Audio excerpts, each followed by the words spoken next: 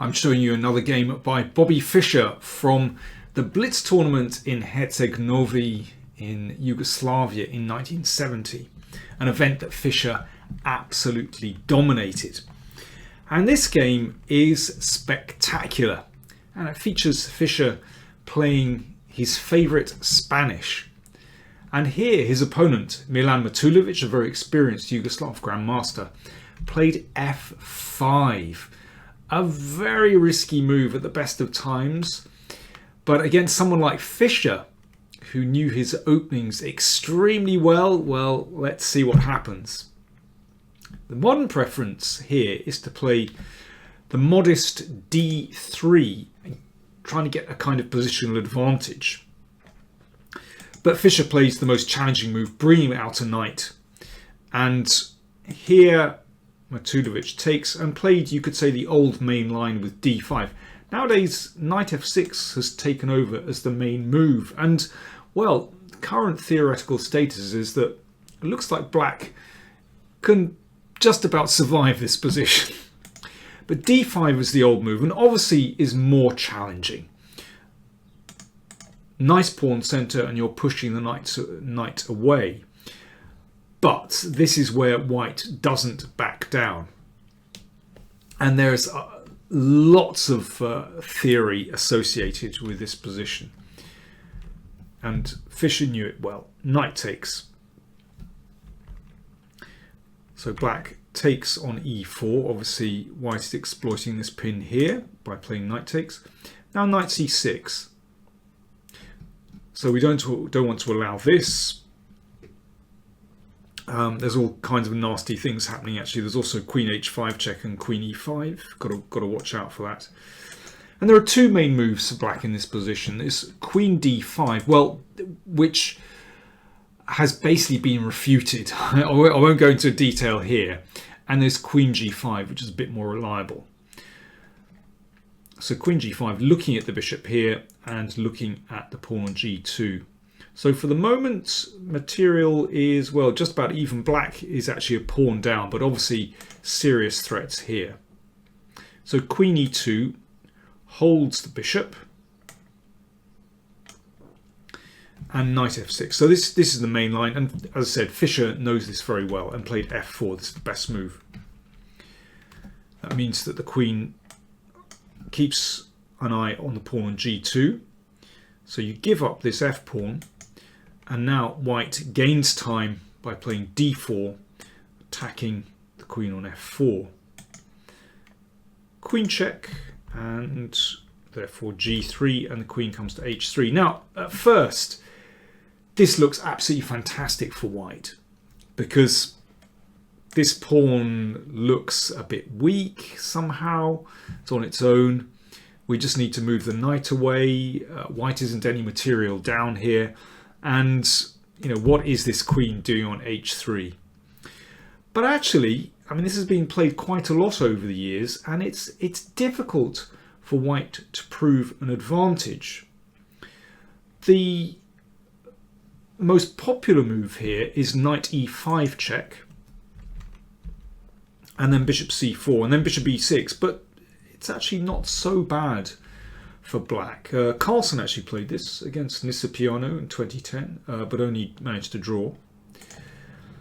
But Fischer wrote up some of these games afterwards, and he said, in this position, this is Fischer, the same was played in the game Gheorghiu-Maric, Skopje 1968. Gheorghiu played knight takes a7 check here, but he didn't get any advantage in this position. I analysed this position all night with Robac and Gheorghiu in Vinkovci. Gheorghiu showed me that game against Maric, and it was very interesting for me. Our idea was bishop g5. So there we go. Fischer knew his stuff. He really knew his stuff. Bishop g5.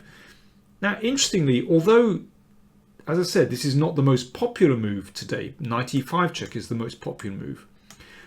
I mean, I've been looking at this a little bit with the aid of a computer, and actually computers show that bishop g5 is just as good as knight e5, and yet it hasn't really been played much over the years. So it just shows that the level of Fischer's analysis was actually a match for modern day computer preparation. I find that absolutely fascinating. You know, he was a brilliant analyst.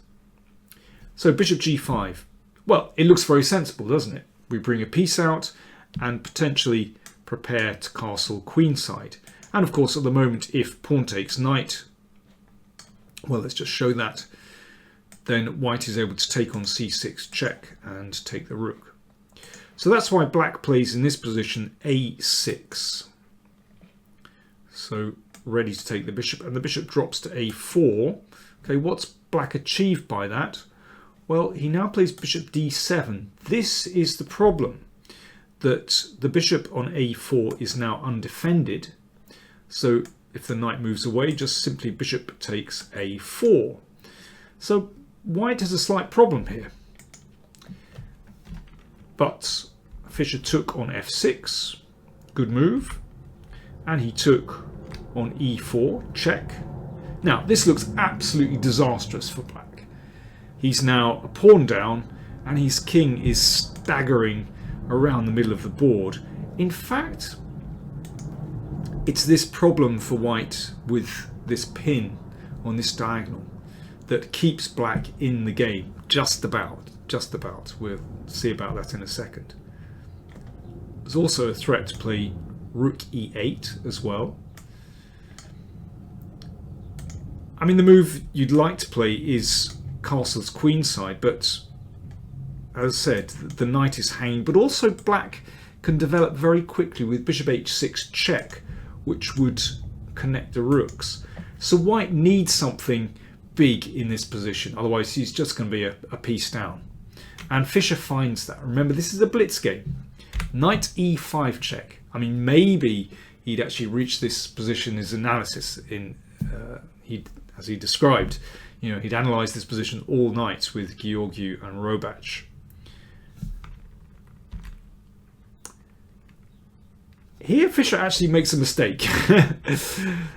Someone said you should never analyse blitz games, and there's something to that. You know, I don't want to kind of, you know, throw shade on Fischer here. You know, I wouldn't dream of doing that. I'm in absolute admiration for Fischer as a chess player. He was quite extraordinary. Here, in fact, bishop b3 check is a winning move. Fischer's judgment was absolutely correct. This is a winning position. So, for example, if king e7, then queen e5 check forks king and rook. If king g7, then we take on e5 and rook f1, threatening all kinds of things. Maybe rook f6, maybe bishop f7. This is too much for black.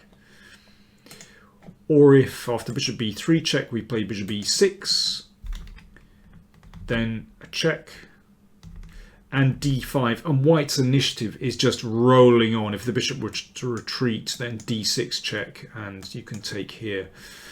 And it looks very, very good for white. But instead Fischer played rook f1 check, which, well, if you're playing a blitz game, this looks like an entirely natural move. There's also a very cute variation here. Fischer gives what happens after king g8, and Fischer gives the move rook f6. Now that's a beautiful move. In the middle of an attack, you think, yeah, I must check with the bishop or do, you know, take something. Rook f6, what a subtle move. Basically covering the e6 square, and now there are threats of bishop b3 check, potentially queen d5 check and queen f7 as well. Yeah, well, let me just show that. This is very nice. So takes, check, and queen f7 mate. That's the main idea. But beautiful move. But after rook f1 check, Matulovic plays correctly king e7. Now don't forget that if queen e5, then black has a defense of queen e6 and pinning.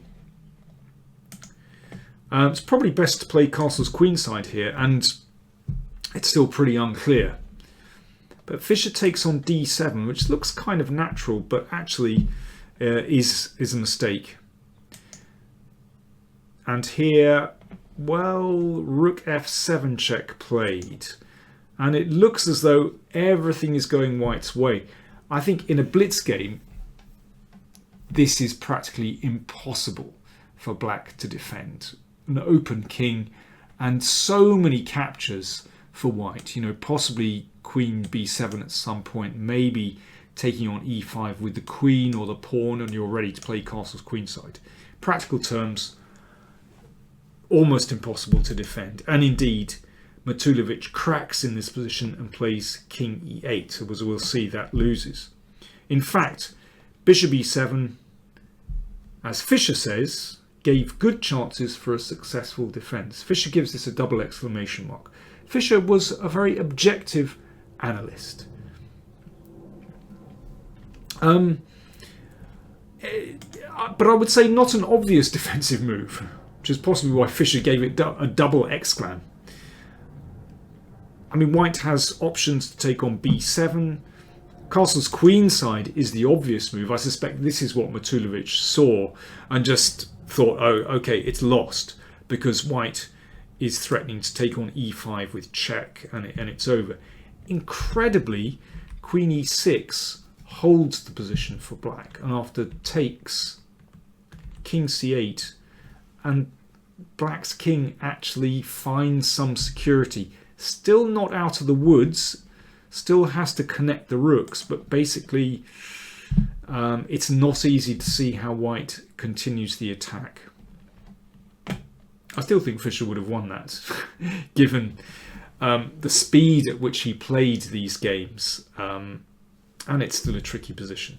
In any case, rook f7 check. Matulovic dropped with the king, and Fischer took on c7. And now, well, there are various improvements for black along the line, but basically this looks absolutely horrible now. Queen e6 was still best move, actually. But bishop d6 played. Threat to play queen c6 now. So that covers, and now castle's queenside. Black is not going to get out of this one alive.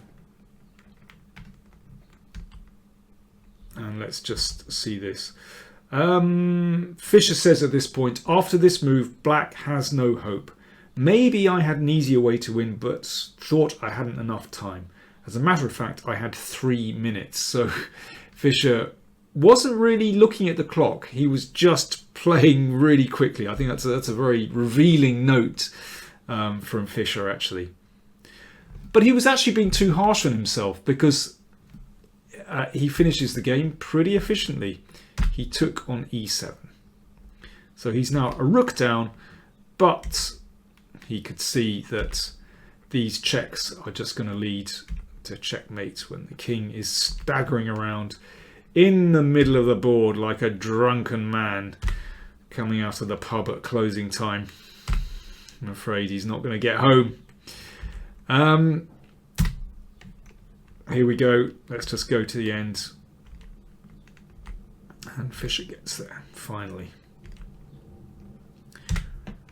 Rook f4, and I think that was actually the final move of the game, but let me go a little bit further. King takes g3 and queen g4 is mate, and if instead king g5, then that will do nicely. G4 mate. I think I prefer that position, actually. That's kind of comical, with the queen taking away the escape square from black's king. Wow. An absolute tour de force. A risky move to play, the Schliemann, against Fischer. But yeah, very, very interesting to see that bishop g5, as Fischer had analysed, is actually a pretty strong move for white. If you want to see more games from this event, then do check out the Fischer playlist. Click on the info tab up there, and also check out the video description, where you'll see lots of other playlists by strong players. Thanks for watching.